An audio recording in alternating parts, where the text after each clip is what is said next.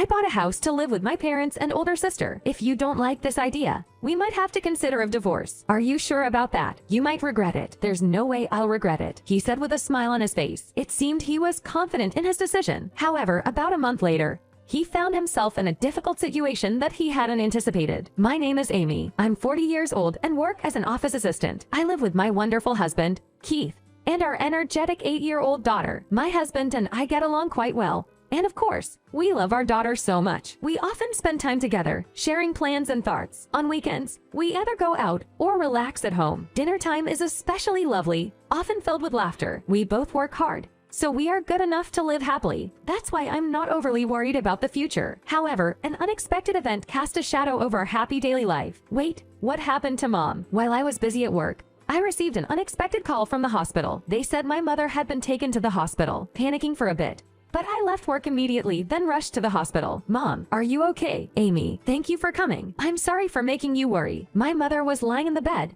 but looking a bit weak. She'd suddenly collapsed. But thanks to the doctors, she seemed to be okay now. I was scared when I heard it from the hospital. I'm really sorry. I didn't want to scare you. My 70-year-old mother lived alone in the house where I grew up. Ever since my father passed away, I've been concerned about her. But I never imagined something like this would happen. It seems that she'll have to stay in the hospital for a while after this incident. Did they find something? A serious illness? They don't know all the specifics yet. It was all so sudden. They'll order some tests once I get more stable. I see, Mom. Being in the hospital is better for her since she can have immediate care if something happens. I went back home and thought about her. How's my mother-in-law doing? She seems to be stable, but she'll need to stay in the hospital for a while. Sorry for that. That's worrying, isn't it? When I got home, my loving husband was preparing dinner, and our cheerful daughter gave me a big hug. He had even considered leaving work early to visit my mother in the hospital, but since my mother's condition had improved, I told him that he didn't need to come. While we enjoyed the dinner together, I decided to share a thought I'd been meaning to talk with my husband. Keith, after my mom is discharged,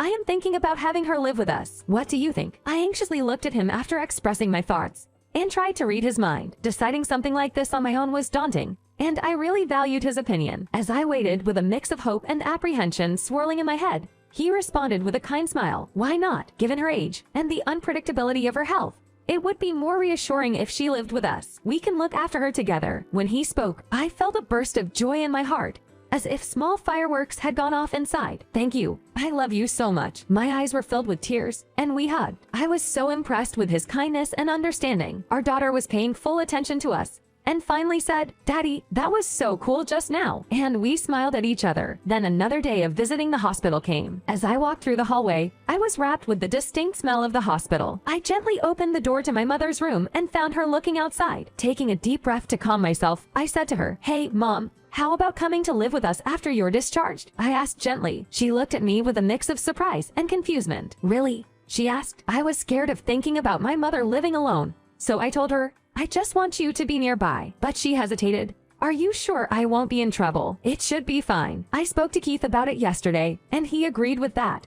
I reassured her with a smile. I saw her face light up, but it quickly turned uncertain. I'm happy to hear that, but to be honest, I'm not sure about moving in. She hesitated, then added, Actually, they've decided on long-term treatment for me here. My heart sank. I had been looking forward to starting a new life with her, so this unexpected news hurt. I asked, What happened, Mom? After taking a long deep breath, I was facing my mother under the warm sunlight. The room was silent.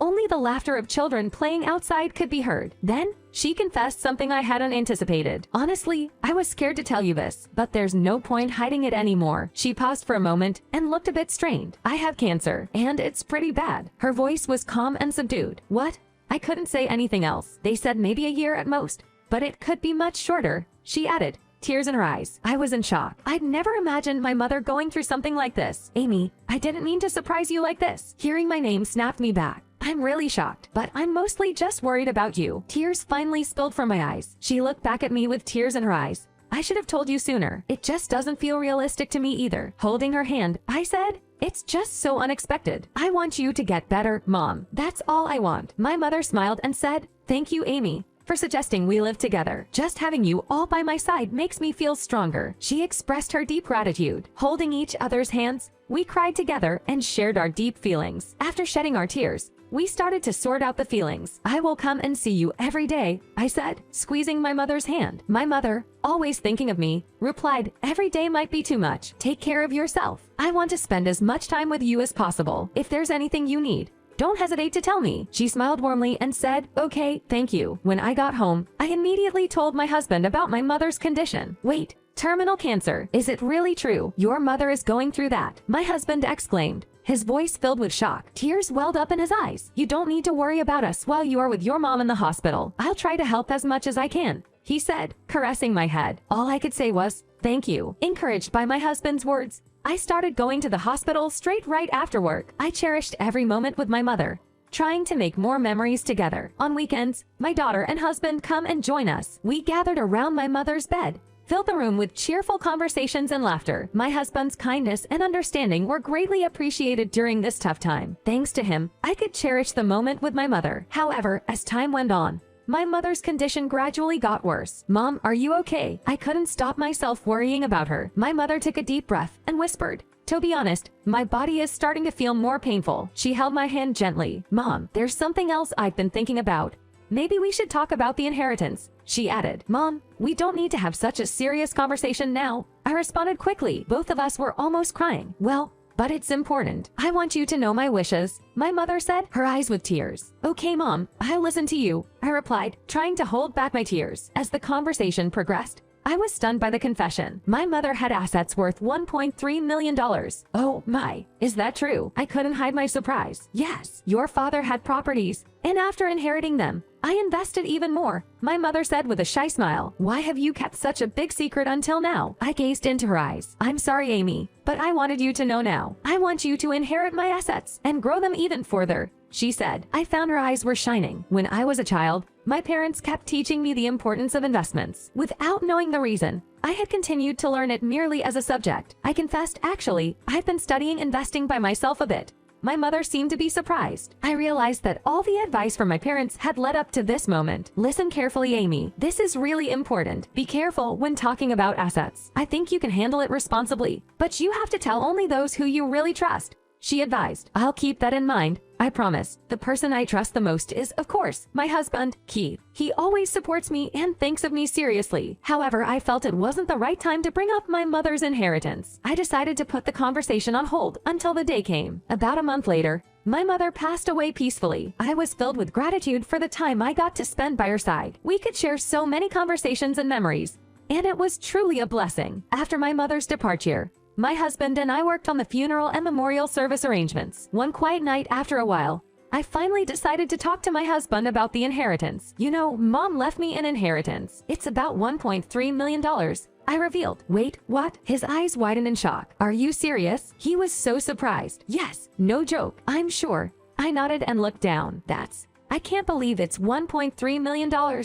He said, still in shock. Please promise me you won't tell anyone else. I'm only sharing this with people I trust. I held his hand and begged. Don't worry. I promise I won't tell anyone. He looked at me straight. Thank you. I'm relieved to hear that, I sighed. I felt better after sharing this crucial information with my husband. The sudden fact of such a large amount of money made me overwhelmed. I felt relieved thinking that my husband and I could calmly plan our next steps. However, as the days went by, I noticed that my husband's behavior was getting weird. One day, I spotted a shiny new watch on his wrist. Did you buy that watch recently? I asked in surprise. Yeah, I just liked it, he replied with a smile. It's very stylish. How much was it? Around $2,000, I guess. What? $2,000? Why did you buy something so expensive? I almost shouted at him. Come on, we have so much money now. With a little luxury might be okay, right? His tone was light, but it started to worry me. Considering our usual lifestyle, isn't that a bit too much? We have $1.3 million now, right? Spending a little bit more money than usual should be okay, he argued. After hearing his words, a chill ran down my spine. I didn't know what to say to my husband, who spoke as if he considered the inheritance I received to be entirely his own. What? You're planning to spend that much that quickly? I was thinking of saving this money for our daughter's future and our retirement, I exclaimed. His face looked confused for a moment. Come on, we can afford to splurge a bit. I've always supported you. Do you remember when you were visiting your sick mother? I took care of everything at home. His voice had an edge of anger, different from usual. Yes, I really appreciated that. I hesitated, though I was indeed grateful for his support then. Something wasn't right. It was clear to anyone that his daily life has been changing. He started to bring more luxurious items to home. His priorities have obviously changed. Don't you think you've been acting a bit odd lately? I gently asked. Why don't you forget about the inheritance for a bit and get back to our normal lives? It is weird that you don't get it if there's something you want is in front of you, isn't it? His eyes sparkled. But there was something else lurking behind them. I felt a pang of sadness that the money had changed the warmth in his smile and our shared moments of everyday happiness. I was very confused by his attitude. The man who I knew was never so obsessed with money. Every time he excitedly talked about a new car or a high-rise apartment, my heart sank. Listen, I've told you many times, I wasn't planning on spending it like that. Let's not discuss the inheritance for a while. When I said to him, he looked genuinely surprised. What? Haven't I always supported you? Don't you think I have a right to spend a part of it? Do you plan to spend it all by yourself? No, I didn't mean that. I just want you to be more careful with it. Have you been secretly spending on something? Suspicion filled his eyes. How did it all come to this? When has his attitude started to change? It felt like there was an invisible wall between us, and we spoke less. One day, he made an unbelievable action. I bought a house for me, my parents, and my sister to live in. He announced with excitement. What? What are you talking about? I couldn't stand hiding a mix of surprise and anxiety in my voice. He smiled brightly. I used the whole inheritance to buy it. The house would be perfect for 3 generations. Wait, spend my money to buy it, right? How could you just? I tried to choose my words carefully, but the shock was overwhelming. This should be the best choice. You'll see. His voice had no hint of remorse, just pure expectation. I needed time to think about what he had done. There are many things I can't accept about this, I said to him. He smiled in response.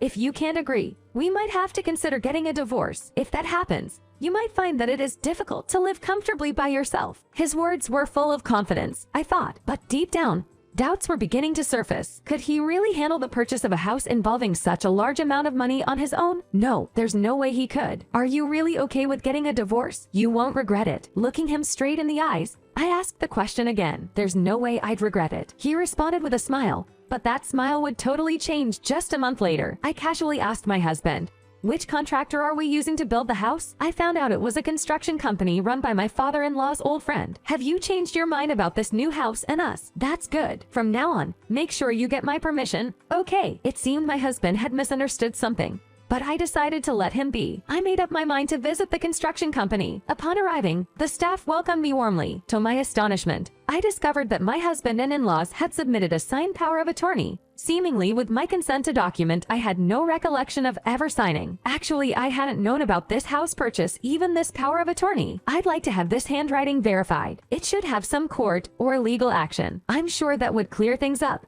This is a serious situation that I've imagined. He went pale. I didn't know that. Even if it came from your father-in-law, we should have confirmed it before proceeding. We'll immediately contact the manager and tell him what you said. It may initiate the cancellation process. He seemed to have realized the seriousness of the situation. Then a mischievous idea popped into my head. Please don't tell my husband or in-laws about this. I was curious to see their reaction. He kindly obliged. I found a beautiful apartment for my new life. Then I told my husband about my intent to divorce. Our life together can't go back to the way it was. I'm considering a divorce, I told him gently. He looked shocked for a moment, but quickly flashed a smug smile. Are you sure you're going to miss out on our grand house? Yes, that will be fine, I calmly replied. He still doesn't know that the house isn't actually his own. I'll take care of our daughter, so we can skip the property settlement, I suggested. He responded with a wide smile. Fine, have it your way. We have our new house after all, he bragged. I silently thanked the company staff for keeping the secret. Surprisingly, the divorce process was so smooth. My daughter and I could start our new life really soon. She was looking forward to our fresh start. After being intimidated by my husband's recent erratic behavior, the new apartment rent isn't that expensive, even though it is so comfortable, with shiny new interiors and top-notch security. Despite my inheritance, I didn't want to live excessively. I wanted to enjoy my own life with my daughter. After a month into our new life, I received an unexpected call from my ex-husband. Countless missed calls from him. Hello?